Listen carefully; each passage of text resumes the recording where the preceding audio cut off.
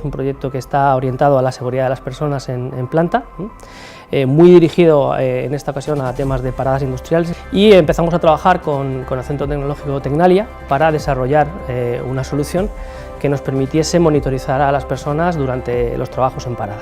El sistema tiene tres hardware. Un hardware que son las balizas, que están posicionadas a lo largo de la zona que queremos cubrir. El otro hardware es una pulsera que lleva cada uno de los trabajadores, que esa pulsera está comunicándose continuamente con las balizas. Y el tercer hardware es una funda que se pone en el canal, el detector de gases, y que nos sirve para convertir un hardware que es, digamos, local en un hardware en la nube. De lo que se trata es de tener a esa gente monitorizada desde el punto de vista de la seguridad.